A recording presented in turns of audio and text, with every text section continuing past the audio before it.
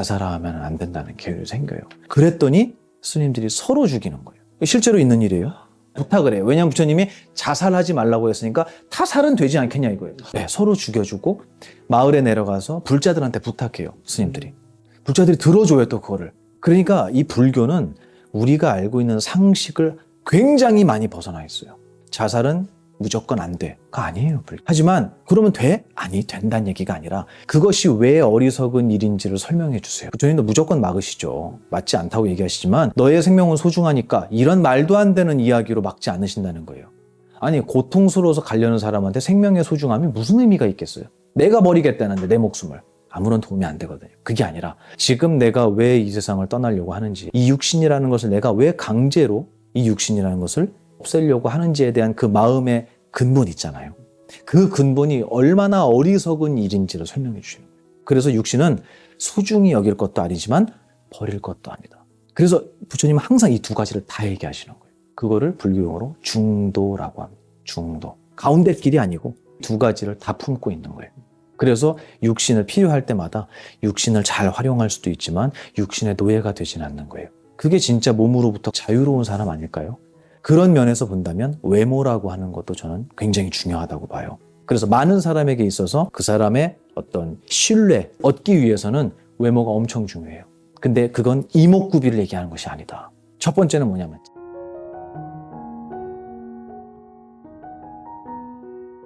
주의 깊게 봐야 된다는 거예요. 그걸 공부하는 사람은 남에 대한 분별이 먼저겠어요? 내가 지금 어떻게 하고 있느냐가 더 중요하잖아요. 그거에 대해서 신중하게 바라보는 게 이제 수행자의 자세겠죠. 네, 그래서 저는 육신이라고 하는 것은 전생의 업보이기 때문에 내가 이번 생에 맘먹나고 바뀌는 게 아니에요. 그래서 더 무거운 것 같아요. 저는 뭐 농담으로 그런 얘기해요. 팀장님하고 운전하고 이제 오면서 이제 고속도로를 저를 되게 많이 타요. 뭐 한 달에 한 1년에 거의 한 3만 킬로 정도는 다녀요. 장거리만 다니니까요. 그 차로는. 근데 그렇게 고속도로에서 이렇게 쭉 가면서 저는 저한테 물어봐요. 타이어가 펑크 나서 뒤집어질 수 있잖아요. 그리고 저는 중학교 때 그 사고를 당했거든요. 제가 떼굴떼굴 굴렀어요. 펑크가 나서. 죽다 살아났어요, 제가. 많이 다쳤거든요, 그때. 그때 이렇게 박살이 난 거예요, 제가. 네. 아니, 네. 우리 보살님은 웃으셨는데, 보살님은, 진짜인가? 그러니까, 그때 이렇게 되신 거구나. 그래서 저는 그 차가 사고가 난다라는 게 되게 가깝게 느껴져요. 별거 아니구나, 이거. 차 타고 가면서 가다가 고속도로에 사고가 나서 마지막이 된다면 보만아 너 억울하지 않겠어? 이거를 제가 물어봐요. 저한테. 이게 제 진심이에요. 굉장히 자주 물어봅니다. 근데 제 대답은 항상 그래요. 그럼. 왜냐하면 지금 제가 뭐 하러 가는 거죠? 그렇죠. 저는 이걸 알 수가 없어요. 제 능력으로는 지금 제가 드리는 이런 얘기를 저 혼자 발견해낼 수가 없거든요. 근데 이거를 전해주신 스승의 그 스승이 2600년 전부터 부처님을 비롯한 많은 스승님이 계셨겠지만 어찌됐든 그분들의 입과 인생을 갈아 넣어서 만든 이 귀한 가르침을 저는 어쨌든 전하러 가는 거잖아요. 저는 굉장히 자랑스러워요. 가는 길조차도 저에겐 영광스럽고. 그럼 당연하지. 그럴 수 있으면 영광이지 라고 생각해요. 그래서 팀장님한테 제가 가끔 강의에서도 그 얘기를 하지만 저는 길에서 죽었으면 좋겠어요. 이렇게 얘기를 해요. 근데 불교는 죽음을 인정하지 않거든요. 죽음은 육신에만 있는 거잖아요. 우리 정신은 보이지 않기 때문에 죽을 수 없다. 불생불멸이다. 이렇게 말씀하시기 때문에 그렇게 죽었으면 좋겠어요 라는 이 말은 육신이 나예요 라고 얘기하는 어리석음이 섞여 있는 말이에요. 그래서 이런 말은 스승님 앞에서 하면 혼나죠. 너 또다시 그걸 나로 삼고 있는 거 아니야? 우린 죽지 않는데 이렇게 죽었으면 좋겠다는 말이 무슨 표현이야? 너도 모르게 그걸 나로 삼고 있는 거 아니야? 라고 바로 얘기하실 거예요. 하지만 일상적인 우리 세속적인 표현에 이번 생의 마지막 순간이 죽음이라고 한다면 저는 그랬으면 좋겠어요. 이 일을 하다가 떠난다면 다음 생에 다시 이 일을 하기 위해 태어나지 않을까라는 기대가 있죠. 그래서 저는 오래 살고 짧게 살고 이거는 윤회하는 모습을 보면 아무 의미 없거든요. 빨리 가면 빨리 오니까. 그건 아무것도 아니에요. 그리고 우리 부모님도 만난 지 몇십 년 되지도 않았어요. 솔직히 얘기해서. 우리 팀장님 부모님 만난 지 벌써 한 30년 되셨잖아요. 20년밖에 안 됐어요, 저는. 네. 근데 그렇게 따지면 부모님도 사실 며칠 안 돼요, 만난 거. 근데 우리는 그런 거에 목숨을 걸어요. 부모님뿐만 아니라 내가 소중하다고 생각하는 거 진짜 별거 아니거든요. 근데 이거 별거 아니야, 이까짓 거라고 생각하고 살아도 사회생활 다 하고 내가 할 수 있는 거 다 할 수 있어요. 이건 중요한 거야 라고 힘을 주고 해도 똑같이 하는 거란 말이에요. 근데 왜 우리는 도대체 힘 빼는 연습을 못 해봤는가. 그래서 저는 좀 더 힘을 빼고 오늘 출근이 마지막 출근이라면 난 뭘 할까? 이런 생각을 해본다면 좀 더 삶이 의미 있어지지 않을까? 우리의 육신이라는 이 한계가 있는 짐을 지고 사는 우리들에게 있어서 언제 떠날지를 보장받지 못하는 이번 생에 있어서 우리에게 시간이라는 재원이, 정말 소중한 재원이 주어졌을 때 나는 이 시간을 무엇에다 쓸 것인가? 나를 위해 쓸 것인가? 아니면 세상을 위해 쓸 것인가? 그런 거에 대한 진지한 고민을 저는 이 육신의 한계가 있기 때문에 저는 또 할 수 있을 거라는 또 긍정적인 생각도 해요. 무조건 나쁘다는 얘기가 아니고요. 그래서 가볍지 않게 좀 나의 삶이라는 것을 의미 있게 좀 아름답게 세상을 위해서 살 수 있는, 우리 카시오페아 출판사는 그런 일을 한다고 생각해요. 그래서 나라에서도 세금 면제해 주죠. 맞죠? 면세잖아요. 그 이유가 뭐냐면 공익을 위한 일이잖아요. 저는 이런 일이 돈 안 돼 이게 아니라 진짜 멋진 일을 하시네요. 모두의 부러움을 살 만한 그런 대한민국이 됐으면 좋겠어요. 그 이유가 우리에겐 육신에 한계가 있기 때문에 소중한 재원을 어디다 쓸 것이냐. 저는 그런 의미에서 이 육신이라는 것의 고통은 정말 힘든 것이고 이런 표현을 하는 거예요. 우리는 곧 그런 운명을, 그런 모습을 맞이하게 될 거다. 그럼 나에게 주어진 시간을 어떻게 쓸 것이냐. 여기에 대한 생각을 좀 더 좀 깊이 있게 해보자. 네, 놀고 먹거나 아니면 남보다 저놈 이기려고 사는 거 말고 자랑하려고 사는 거 말고. 그래서 이번에 지난 추석 때인가 제가 얘기를 들었는데 명절 때 집에 내려가는데 수입차 렌트해 주는 데가 있다 그러더라고요. 허남바 안 들어간 거. 개인도 빌려준대요. 수입차를 가지신 분들이 그 개인 차예요. 개인 차인데 며칠 동안 그냥 개인적으로 돈을 받고 차를 빌려주는 거예요. 그러면 그거 끌고 내려가면 슬펐어요. 그 얘기 듣고. 그게 뭐라? 그거를 자기로 삼는 거예요. 부처님은 육신도 나로 삼지 말라고 하셨는데 차를 나로 삼고 아파트를 나로 삼고 연봉을 나로 삼는 대한민국이 돼버렸잖아요. 이거를 좀 깨트려 나가자. 그래서 정말 의미 있는 거, 아름답게 사는 거. 그래서 다음 생마저도 여러분이 믿든 안 믿든 다음 생이 있다면 그 다음 생마저도 지금의 내가 했던 이 아름다운 기억 때문에 다음 생마저도 아름답게 만들 수 있다면 저는 성공한 거라고 생각하거든요. 그런 의미에서 제가 이제 육신의 고통, 죽음이라는 거 이런 거를 이제 언급을 많이 하죠. 스님이 이제 외모가 되게 잘생기셨잖아요. 아니에요. 저 공군 이제 동기가 있어요. 근데 그 친구 진짜 잘생겼어요. 얼굴이 부잣집 아들 같아요. 근데 단점이 머리가 커요. 그래서 제가 머리만 큰 스님이라고 제가 불렀거든요. 이 스님이 군복을 입고 있는데 미군 같다 그런 거예요. 누가 덩치가 크고 막 이러니까 스님 전투복을 입었는데 미군 같아요. 그래갖고 그 스님이 지금 해군에 있어요 아직도. 그래갖고 이제 동기거든요. 스님 나는 이렇게 물어봤어야 돼. 스님 인민군 같다. 자신의 어떤 외모라든지 건강함이라든지 이게 애초에 못생겼다거나 네. 별 볼 일 없었으면 늙어가고 병든 거에 대한 고통이 더 작을 것 같은데 그렇죠. 자신이 좀 많이 잘생겼어, 네. 건강해, 멋져, 어쨌든 사라지는 것들이 있어요. 그렇죠. 그런 거에 대한 어떤 고통, 아쉬움이 좀 더 그 격차가 클 수 있을 것 같아요. 그럴 수 있죠. 어떻게 보면 격차가 좀 큰 사람들이 있죠. 있죠. 네. 스님도 그 고민을 하시긴 하셨을 것 같아요. 늙음에 대한 그러니까 이 고민을 말씀드린 게 거울을 보면 늙어가네. 옛날에 그 파릇파릇했던 싱싱했던 게 이제 쭈그러들고 있네. 그렇죠. 이런 아쉬움도 안타까움도 있고 몸도 예전만큼 건강하지 않고. 근데 원래 좀 별로 자신에 대해서 가학하던 사람들은 별로 그렇지 않는데 자신을 좀 더 좀 자기애가 강하다. 너무 아끼고 너무 그렇게 했던 사람들은 더 그 타격이 클 수 있을 것 같아요. 선생님 좀 잘생기시고 건장하시고 하시니까. 왜 웃지? 네. 그래서 그런 고민을 하셨을 것 같은데 진짜 어떠신지 좀 궁금해요. 근데 저는 그런 생각 한 번도 안 했어요. 왜냐하면 외모가 좋다라고 하는 거는 사실 되게 큰 축복이에요. 그거는 제가 이 얘기를 하면 스님이 내면을 안 보고 외면을 본다 그러는데 외면 없이 어떻게 내면이 있겠어요? 저는 그냥 법칙을 말씀드리는 거거든요. 그리고 불교에서는 생각보다 외모를 많이 얘기해요. 경에서. 부처님이나 아니면 부처님 제자들 중에도 잘생기기로 유명하신 분들이 몇 분 있었는데 그런 부분들에 대한 외모에 대한 어떤 찬탄이라고 할까요? 그런 것들이 있는데 저는 그게 이목구비를 얘기하는 것 같진 않아요. 저는 그 잘생겼다, 미남이다, 미녀다, 아름답다, 외모의 그것은 전 내면에서 나온다는 걸 분명히 알아요. 그래서 옛날에는 진짜 잘생기고 저 대학 때도 선배 한 분 계셨는데 그 거산이 남자분인데 배우를 해도 아깝지 않을 만큼 잘생겼어요. 근데 시간이 지나서 보니까 너무 그냥 아저씨가 돼버린 거예요. 그래서 왜 그랬을까 보니까 마음고생을 되게 많이 하신 거예요. 근데 저는 그게 맞다고 생각해요. 그래서 외모는 내면에서의 빛이 받쳐주지 못하면 그거는 가면 같아요. 그 가면은 오래 지킬 수 없고요. 불교에서는 육신을 나로 삼지 않잖아요. 네. 그거를 부처님께서 처음 1번으로 사실 설명을 해주세요. 출가하시고 나면 처음 공부하시는 분한테 육신은 내가 아니다라는 설명을 해주시는 이유가 우리는 다 육신을 나로 삼았기 때문에 그 반대를 설명해 주시는 거거든요. 육신은 내가 아니니까 그러면 죽여서 없애야 되는 건가요? 그건 아니잖아요. 근데 이거를 그렇게 이해하시고 그렇게 행동하신 스님들이 있어요. 아예 자살을 하시는 분들이 나와요. 부처님 당시에. 왜냐하면 육신은 더러운 것이고 이건 한계가 있고 아까 제가 말씀드린 것처럼 시간이 지나면 늙고 병들고 죽음이라는 숙제를 안고 있기 때문에 그 전에 가자라고 해서 스님들이 해서는 안 되는 자살을 하게 된 거예요. 근데 부처님은 그거를 자살이라고 하는 걸 지금처럼 우리는 무슨 발작 버튼처럼 생각하잖아요. 그거. 그래서 유튜브나 이런 데 그런 단어만 나와도 막 난리치고 그 단어를 극단적 선택? 네.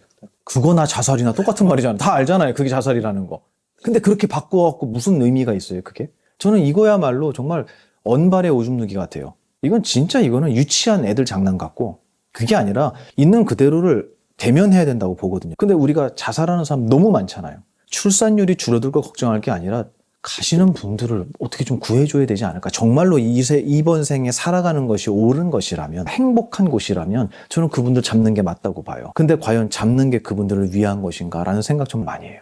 저도 자살 상담을 정말 많이 했지만 자살 예방 상담센터에서 6년 동안 저도 일을 했지만 죽지 마세요. 당신의 생명은 소중하니까요.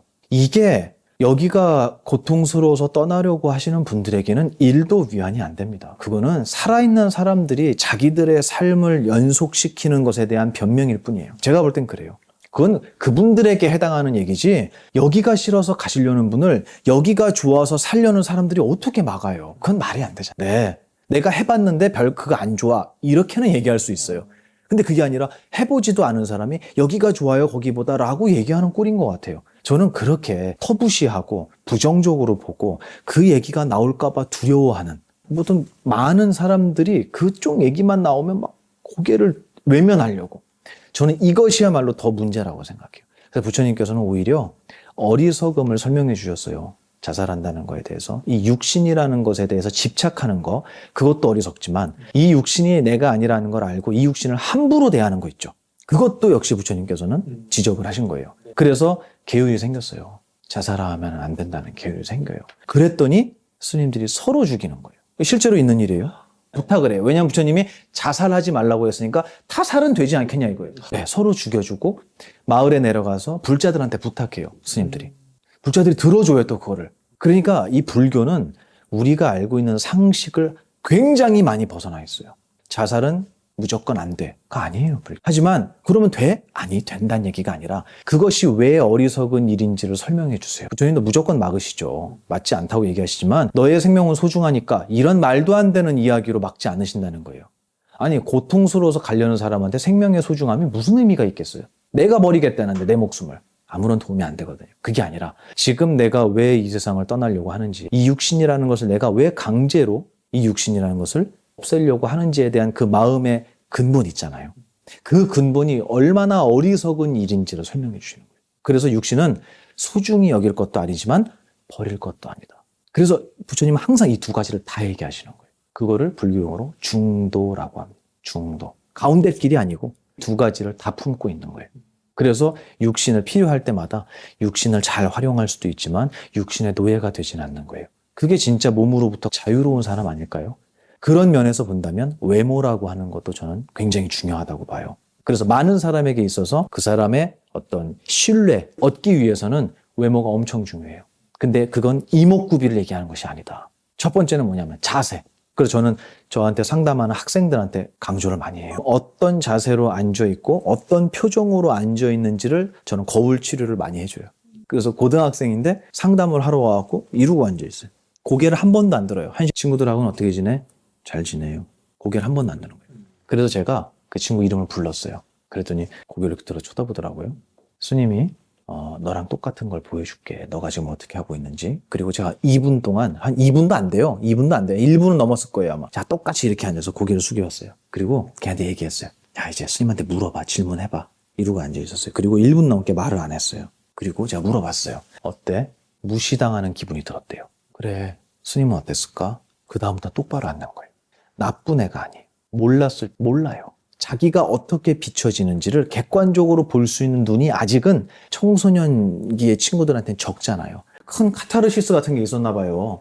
그걸 잊지를 못해요. 우리가 그 기쁨을. 아니 그러면 내가 지금 고통받는 거는 전생의 죄 때문인가? 그럼 전생에 나는 무슨 죄를 그렇게 많이 지어서 지금 이렇게 힘든 건가? 많이 힘드신가 봐요.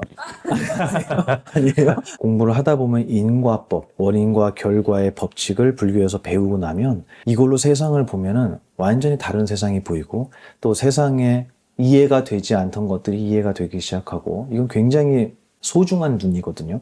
소중한 눈인데 이거를 공부하신 분들이 조금 조심해서 하셔야 되는 게 특히 병석에 누워 계신 분들에게 인과법을 얘기한다는 건 되게 아프게 만드는 거예요. 아. 너가 이럴 만한 씨앗을 심었으니까 이렇게 된 거야 라는 얘기는 그분에게 크게 도움은 안 돼요.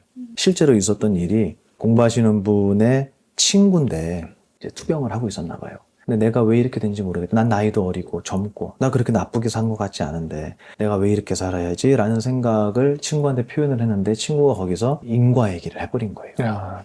틀린 말은 아니에요. 어. 저는 100번 물어봐도 100번 맞다고 할 거예요. 틀린 말은 아니에요. 하지만 때와 장소를 가려서 방편으로 우리가 가려서 할 말들이 있잖아요. 근데 그분이 그 얘기를 듣고 버럭 화를 냈대요. 왜 불교는 전부 다 내 탓이라고 하냐고. 나는 쟤 때문에 힘들었는데 아. 쟤하고 결혼한 뒤에 난 불행해졌는데 이렇게 얘기하는 거예요. 근데 쟤하고 결혼을 결정한 건 누구겠어요? 사실은 맞아요. 네. 맞는 말이지만 그분도 알아요. 알- 알아요. 하지만 부정하고 싶은 거예요. 나의 잘못으로 내가 이렇게 힘들어졌다라는 이 현실과 사실을 부정하고 싶은 마음은 우리가 이해해 줄 수 있잖아요. 그죠? 그래서 저는 그런 말은 조금 가려서 했으면 좋겠다. 그리고 부처님께서도 아프기 전에 육신에 병이 들기 전에 공부하라는 말씀 많이 하시거든요. 슬퍼지기 전에 공부하고 제가 전에도 말씀드렸지만 물에 들어가기 전에 수영을 배우고 들어가서 코로 물이 들어올 때 수영을 물어보면 늦었다.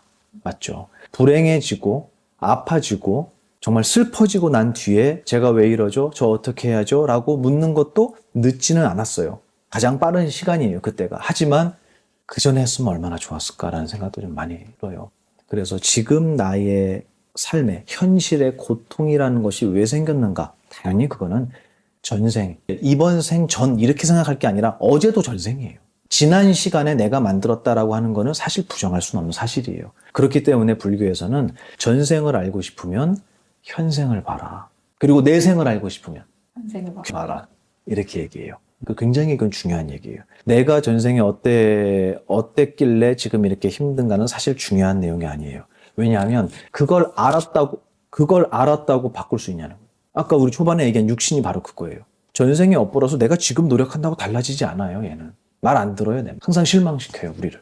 지금 내가 비록 전생에, 어제에, 저번 달에, 작년에 뭔가 어리석음이 있어서 지금 내가 이렇게 힘들어졌다고 하더라도 그걸 알고 원망하고 후회한들 지금 바뀌겠냐? 안 바뀌죠. 그러면 이제 우리한테는 남아있는 게 뭐냐? 지금 나에게 주어진 거를 어떤 눈으로 바라볼 것이냐가 우리의 내일을 바꾼다는 거예요.